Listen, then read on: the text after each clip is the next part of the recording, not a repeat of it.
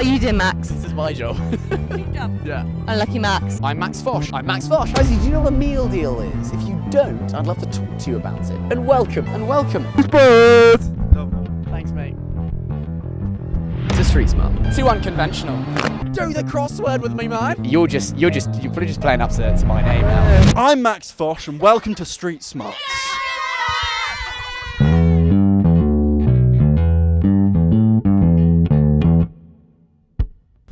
Welcome back, guys. This is the Inglorious podcast. We've been away for a while. It's been a while.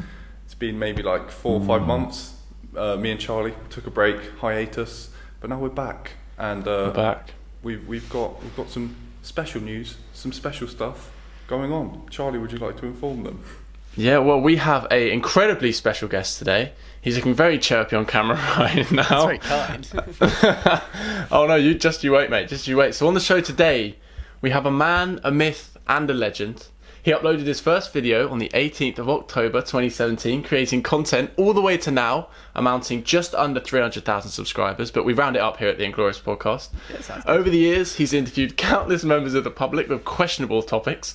He's completed crosswords with bankers, played Jenga with architects, and even operation with doctors, not to mention his famous ratings of British meal deals. He became the biggest model at London's Fashion Week and then the world. He appeared on the Sidemen channel dressed as a pint, Jackmate's Happy Hour podcast, and now the most prestigious accolade of all, the Inglorious podcast. Ladies and gentlemen, it's Max Fosh.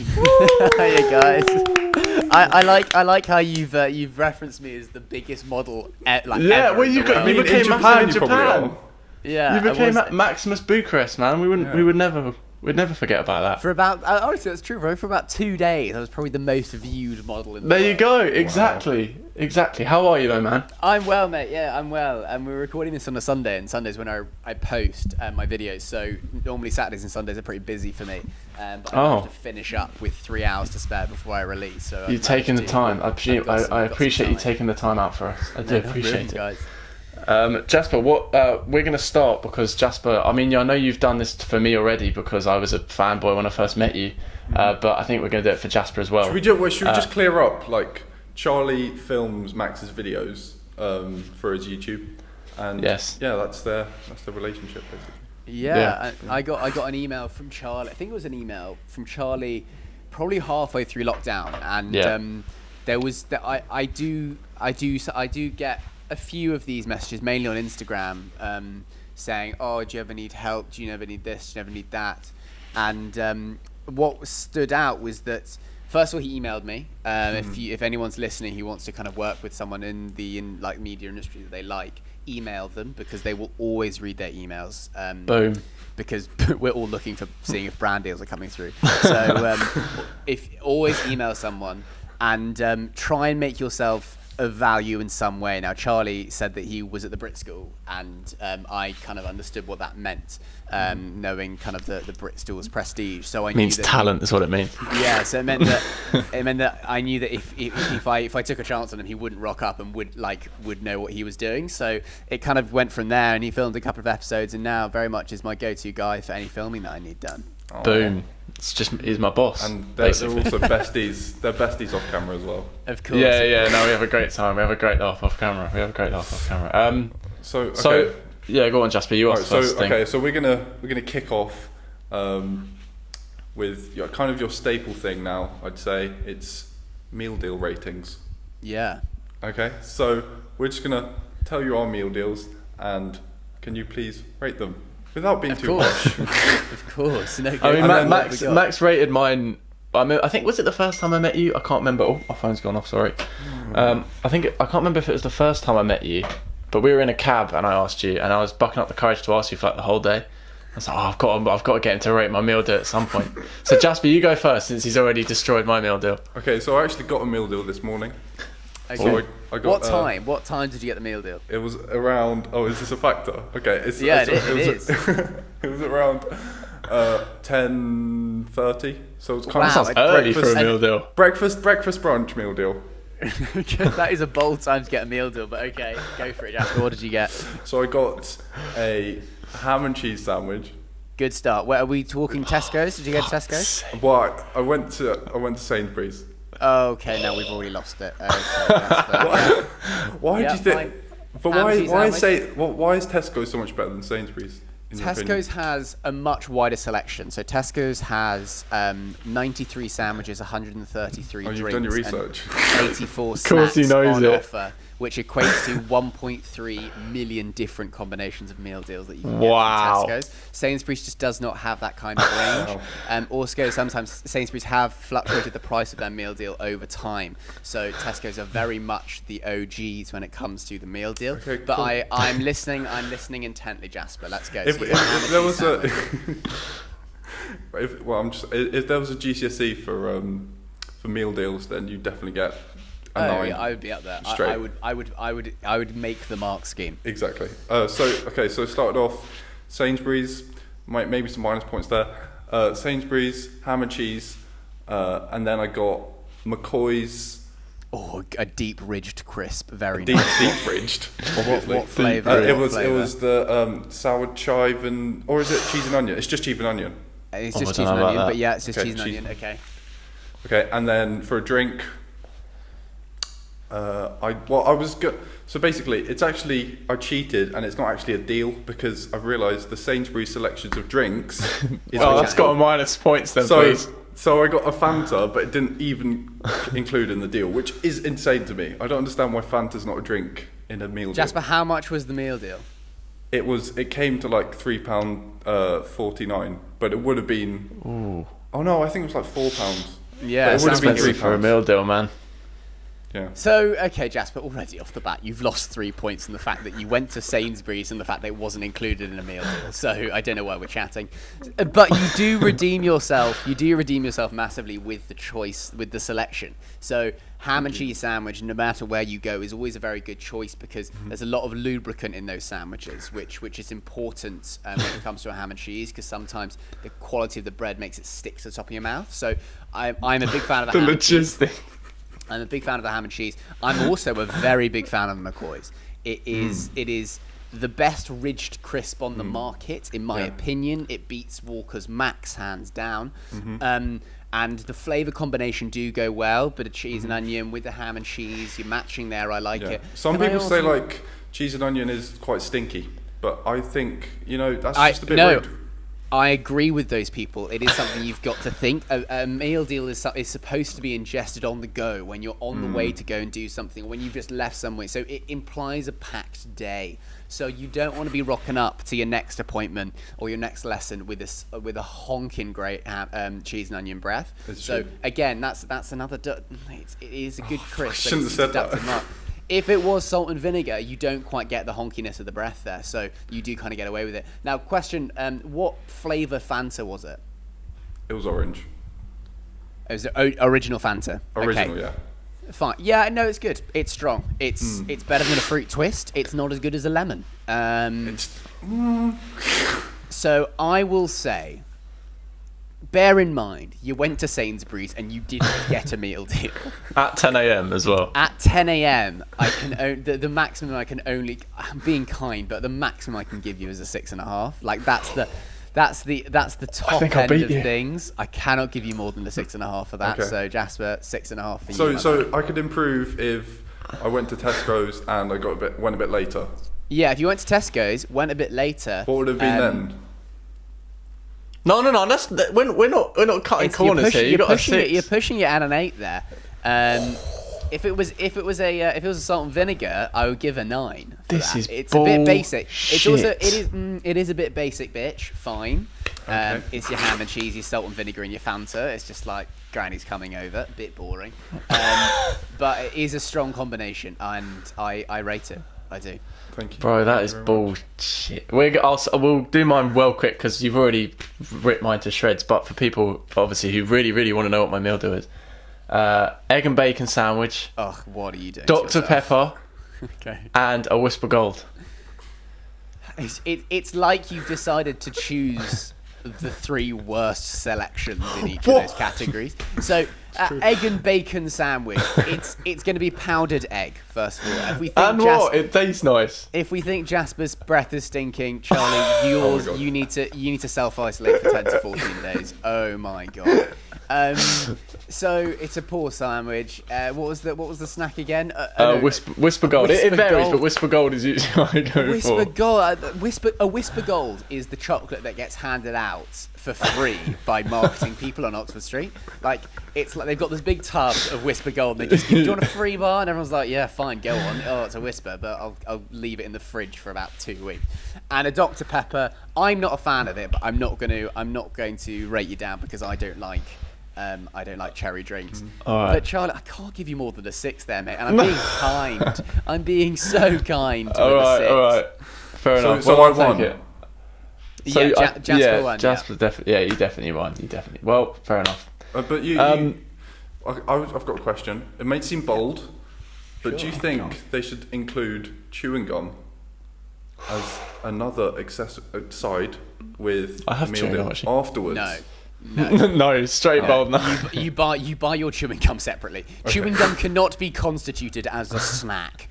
Like, who has ever sat down and, do you know what I really fancy? Some chewing gum. So, Jasper, it's a cost as included in the meal deal. If you want to be so stupid to buy yourself some cheese and onion crisps, but taking the 49p hit of getting some extra, that's your decision. Okay.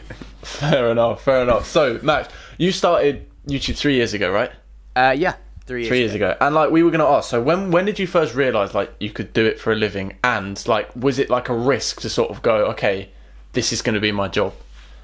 Because I know you were at uni, right? Yeah, I started for my first year. I was at university, so I started in the September of my last year of uni, so freshers week of my last year, and I just decided that there was a TV channel with the university called Newcastle TV, and they had a series called Big Market Banter, which was basically exactly the same thing. The reason why it was called that is because there's a place in Newcastle where the clubs are called Big Market. Oh. So they would go out and they'd interview people on Big Market, and I messaged them asking whether I could be a presenter, and they said no. They said, sorry, we've filled up our places. We don't need anyone else. And I remember watching them and thinking, no offense, guys, but you could do this so much better. This could be so much better. First of all, the videos were 15 minutes long, and they were basically barely edited. And I thought, I was bored after watching for about 45 seconds. So then when they turned me down, I thought, do you know what? I want to see if I can do this myself. I want to see what I could do with this.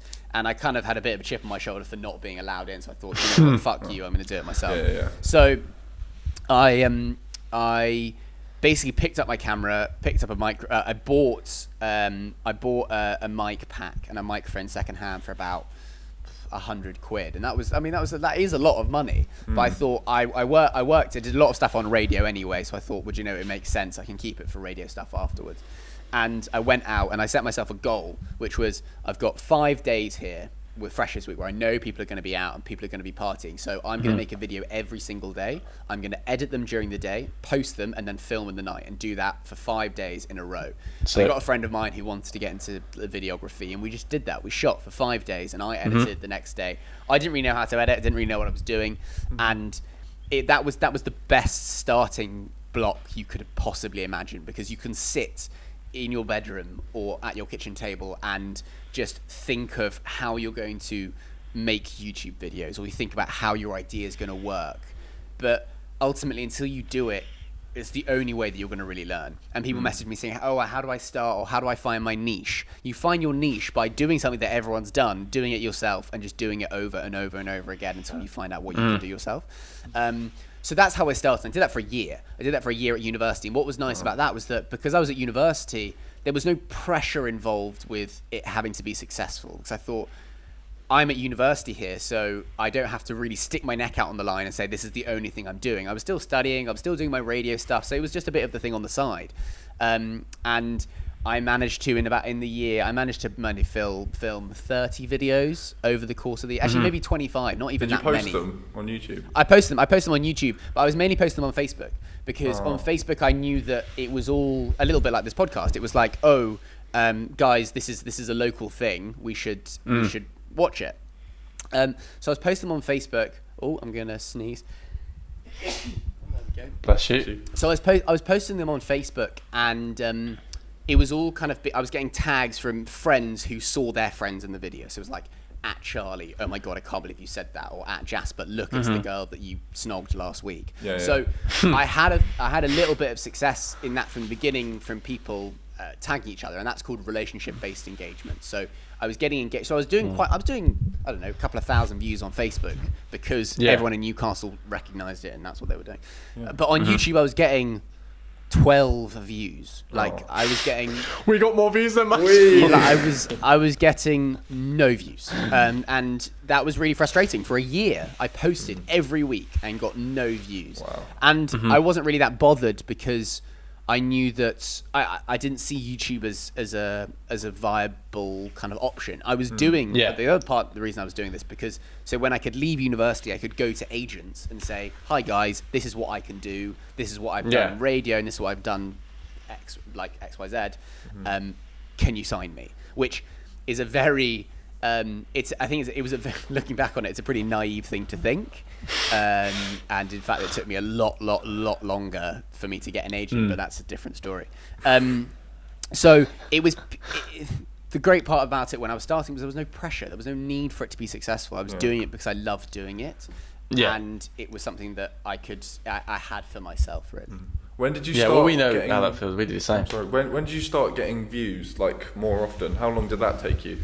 So, I mean, I have to say I was quite lucky that on my third video got picked up by a channel called Student Problems, and they're a Facebook channel, and they've got something like 8 million likes, and they reposted the video, and that got 5 million views on their channel. So it got nothing on my channel, but on their channel it got views, and so although the views weren't my own, it kind of galvanized me to think, oh, hold on.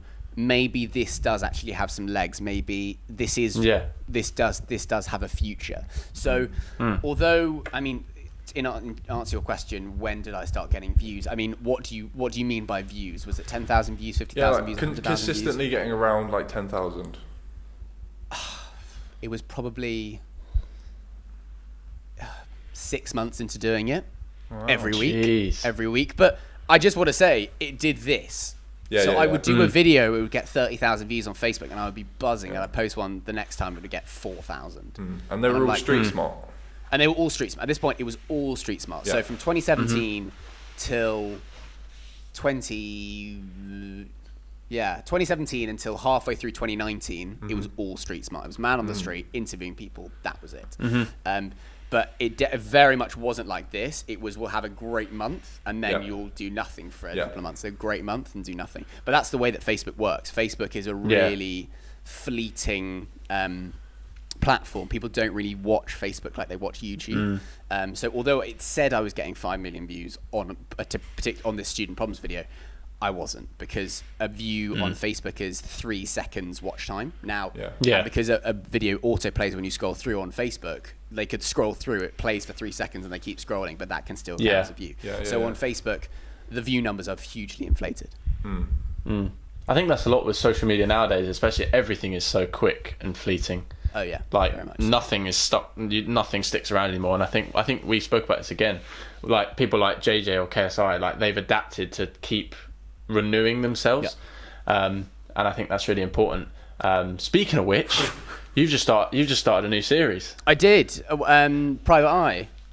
I wasn't involved in this one. No, Private. No, I'm joking.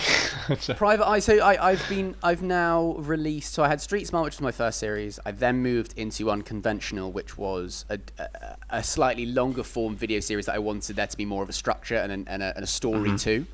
Because Street Smart is basically just 5 minutes of people saying stupid things. Unconventional was 10 minutes of, I'm going to go somewhere, there's going to be a story behind this.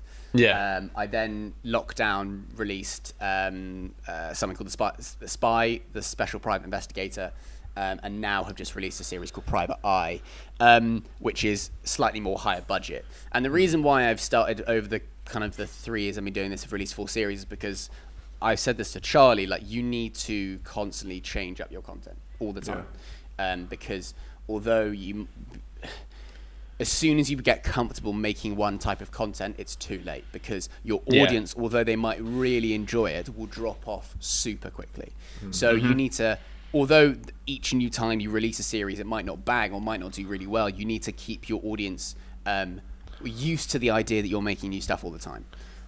Because then they will come with you. Otherwise, you see it. You've seen it. It happens to so many YouTubers. They make a certain type of content for a number of years. They see huge success, and they then like they burn out because they don't want to make that content anymore. And I'm very open to the idea of the fact that I don't like making street smart videos anymore because You don't? no, because the editing process doesn't excite me. I know exactly what I'm doing.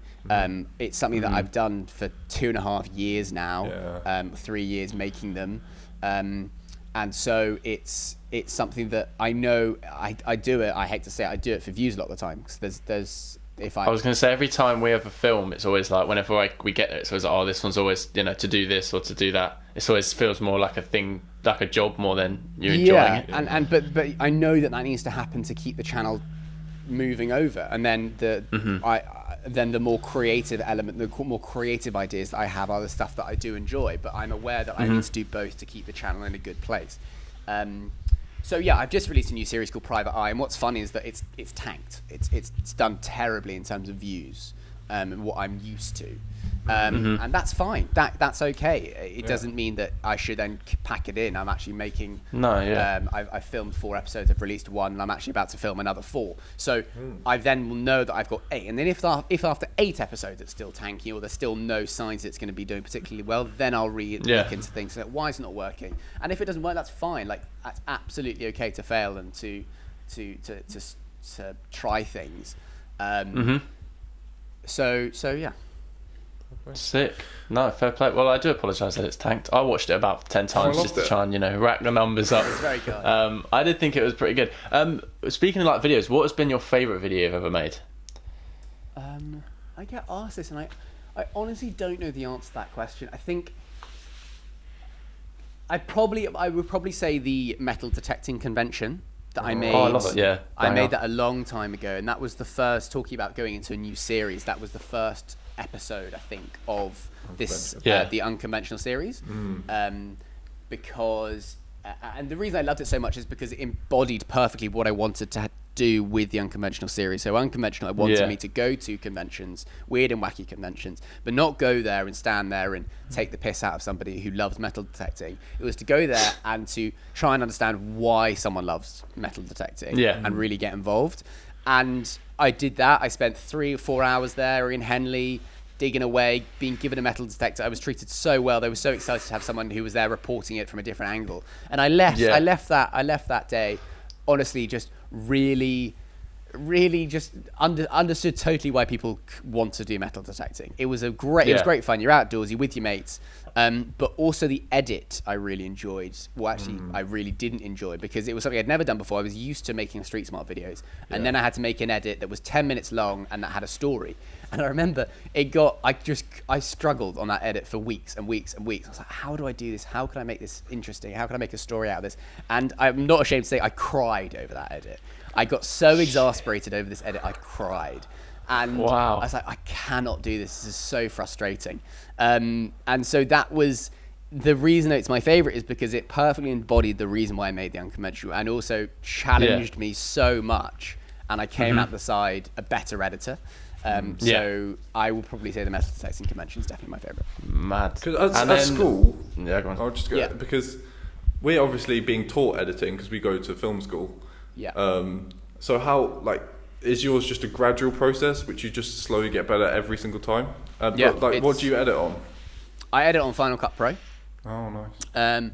And it's a process of just doing it over and over again. And every time I'm making a new video and I want to have an effect that I don't know how to do, I will look up how to do it. And there was a period where I found out how to do draw masks around people for thumbnails. And I watched a 5-minute tutorial. I did it on my, and I was like, oh my God, that was so easy. That's how you do it? Okay, great. And then every single thumbnail afterwards was just draw mask. So it was baptism by fire. Like the first day I edited one of those Street Smart videos, it took me 12, 14 hours to make a 2.5 minute video. Now if I really concentrate, now it'll take me like 4.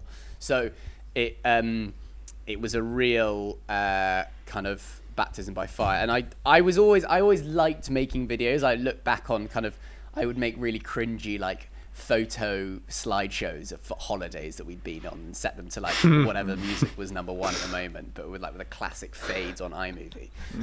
So that was the only experience that I had with editing software. It was just very much like, I'll do this over and over again until I get better at it. Yeah. No, fair play. And what I wanted to talk about, because we've definitely had, I mean, from the time I've been filming with you, like weird moments that don't make it onto camera. And I wanted to bring up the night, I don't know, I think it was the last time we filmed, the two men in the car that offered us the cocaine card. Oh, yeah. and then the woman who we thought she was there waiting for a friend, but we then realised she was just sort of wanting to flirt with you. Yeah, she was... She was, I mean, I think what happened was I posted that I was going to be filming at a certain location for a video, and we got there, and this girl was just stood there like 5 meters away from us, but constantly looking over to Charlie and I.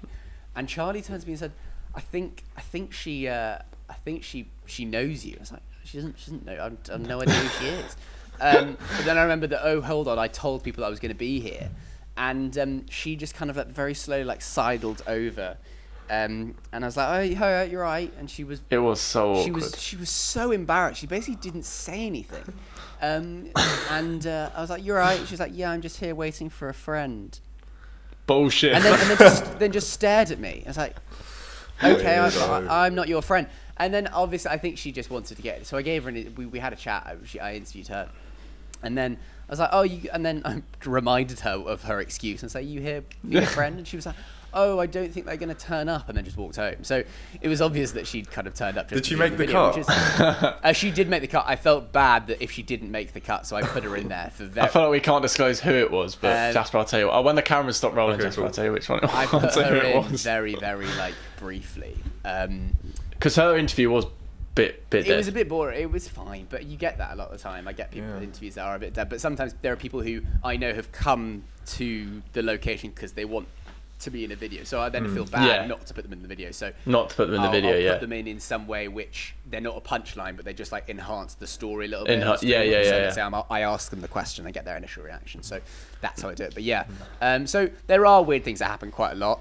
but I kind of got a bit used to it now, really.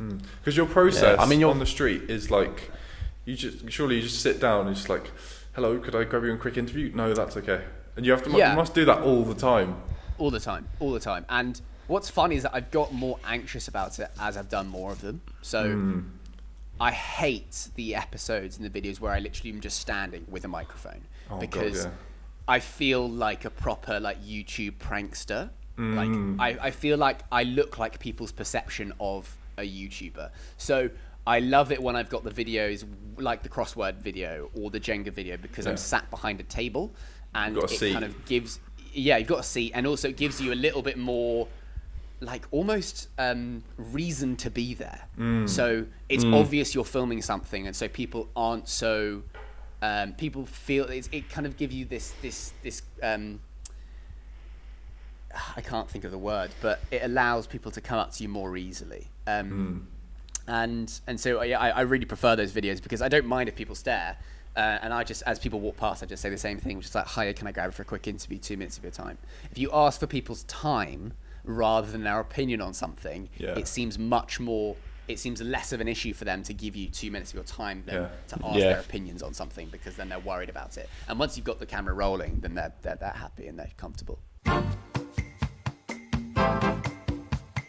You obviously want to pursue a career in stand-up. YouTube's not the end goal. YouTube is the end. I don't know what the end goal is. I don't know what the end goal is, but I've realised and I've seen. Look, YouTube is such a young platform. YouTube has been around for about 10 years as we know it, right? And we have seen. If you can think of creators that have lasted the 10 years very successfully, I can only think of PewDiePie, KSI, Jenna Marbles to a certain extent, but Joe Sugg, but he is not on YouTube anymore.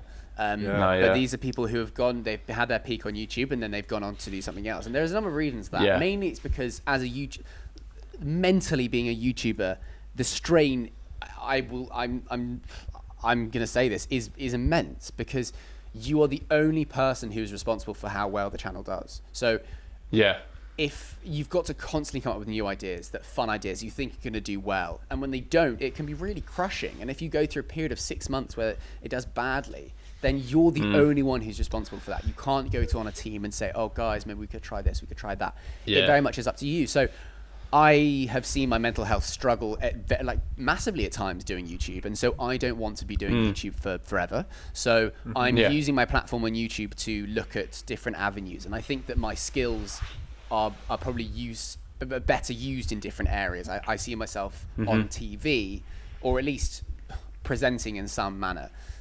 So I've started doing a lot of stand-up. I started doing a lot of stand-up before lockdown and before COVID, just as a way to make myself more appealing to the mainstream. Like, YouTubers are still seen as vloggers who film themselves going to Tesco. But at the same time, the mainstream are desperate for YouTube talent because they bring an audience with them. Whether that's true or not, that's a whole other story. But what they found is that the YouTubers that have done TV, they've realized that YouTubers don't have the skills that are needed for TV. YouTubers are used to being their own editors, their own producers, their own directors. If they don't like something, they'll do it again. But when you're on live TV with a director talking in your ear, and you need to go to an ad break within 30 seconds, a YouTuber's not very good at that because they're not used to that. So I did 3 years of radio, which I hope has helped me and prepared me for stuff like that. And I want to do stand-up, and I want to go to the Fringe, and I want to be reviewed well at the Fringe so that I can then lay it out to anybody that comes my way in terms of a job who says, oh, Max, we want you to do this. Have you done stand-up before? No, I never did stand-up before. So at this time last year, I typed in open mic nights in London. I walked into a pub in Dalston, and I did 5 minutes of stand-up. What? That's brave. Did you get a lot of laughs? No, I got fuck all laughs. I mean, that's a bold thing to do. Just go, I'm the shit. I'm gonna go. It was neat. I didn't tell anyone I was going to. Tell my family I was there. I didn't tell any of my kind of subscribers, because I know that Ricky Gervais said that when you're doing stand-up, your first 15 shows should be done under an alias. Yeah. Okay. Because by the time that people know who you are, you've got better. So let's say I was called Charlie Hawkins my first 15 shows, then they'll just think, oh, who was that? Who was that? Cheers for that, by the way. Think, I'm not getting a job ever again. They'll think, who was that Charlie Hawkins bloke? I don't know, but this guy Max Fosh is quite good. So, the idea was that I'd never done it before, and the show itself was hilarious because everyone was given 5 minutes. On stage, and all the audience were the other performers that night. So Brilliant. It was like you sat in the audience, you listened, and then you did your 5 minutes. So and it was in Dalston in East London, and I just found it online, and I went in, and there was a guy who went up just after me, to give you an idea what the place was like. He went up just after me, and he stood there, and he said, he was massive, he was absolutely enormous, he had this big trench coat on, this big puffer jacket on, looked really scary, and he was like, if anybody wants to heckle, just know I'm carrying a knife. And that was his opening line. That was his opening line, and none of us really knew whether it was a joke or whether it was like real.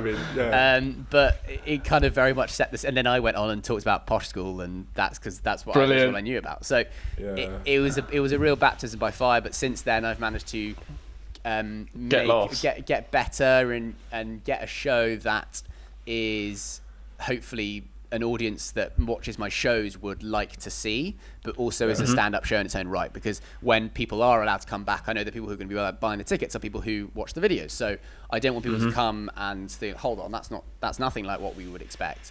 But I also don't want them to leave thinking that was just a YouTube video on stage. So it's about kind of making sure that there's a fine balance between the two, and we'll take it from there, really. Who are your favourite comedians? Oh, I've got loads. My number one favourite of all time is Bo Burnham. He's a musical comedian. I love musical comedians for some reason. Bo Burnham, Tim Minchin. There's a group of improvised comedians called the Comedy Store Players that are incredible, and they've been doing it for 40 years. I first started watching people like Jack D and Bill Bailey when I was very young. There's a woman called Josie Lawrence that I really like. So it's that's those are the comedians that I love, and Bo Burnham especially. If you haven't watched, just there's a 1 hour. Oh, his stuff is sick. There's a 1 hour special of his called either Make Happy or I think the other one's called Sad. No, What? Sorry, he's got 2 shows, What and Make Happy. They're both on Netflix. They're an hour long. They are incredible. They're not just stand-up shows of him standing up on stage going like, so my wife, right? Like traditional stand-ups. Which happens so often, and I'm so bored of going to a show and someone comes on stage and goes, so I've recently had a kid, right? And I can't knock that, because there's a lot of people who do that incredibly well.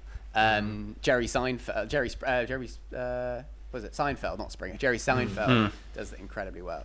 But I try and do my own thing, really. Yeah. No, fair play. I mean, Max, Jasper, do you want to wrap it up there? Yeah, we can wrap it up there. I definitely think that's good. I mean, Max was entertaining as always. Yeah, very lovely. Thank you so much for coming on. No worries. We hope this is going to bang views more than we average about 200 per podcast, which is all right. That's a lot. It's all right. It's all right. We can hope. But no, thank you so much for coming on. And you're a legend. So yeah, thanks, thank guys, you. for having me. Do you have any last words for the Inglorious podcast? I will say this. I mean, I know you guys go to the Brit School, and so probably a few people who are listening are at the Brit School. I know it's it's really scary to think about going into the creative industry. But just so you know, it is totally in your hands, and it is totally possible to break into the industry. And the way that I would do it is to find people that you like, message them on social media or email them, and bring value to them. When you email them, don't think, okay, this is going to be great for me because I'm going to be working with this person. Think, okay, if I'm getting this email as someone who's relatively established in the industry, what would I want to hear? And what they want to hear is, I'm going to be able to make your life easier in some way. So if you can say, I will edit for free, I will do anything for free, I will work for you for free, that helps them massively, because a lot of the time they're not making a lot of money, so they need as much help as they can. So be an asset to somebody in the industry that you like. So that's my one piece of advice. And other than that, love it. Just, I don't know, watch my stuff. Go and watch. He's got way more subscribers than us, but go and watch Max Fosh. Yeah. If you don't know who he is, obviously go and have a look. He's just about as funny as we are. That's very. Check out Private Eye. Check out. Anything really. And if Max is ever doing stand-up, we're going to go and watch him, so we'll be there. That's one thing I would ask. If I'm doing a show, please do come along. Yeah. We'll promote it. We'll be there, so if you want to meet the Inglorious podcast pair and maybe Max Fosh, I'll do a meet and greet at all of my shows, so you can come meet me afterwards. Awesome. Right, thank you very much, Max. No worries, thank you guys for watching, and we will see you next week with another podcast with whoever it is. We don't have a guest yet, but we will.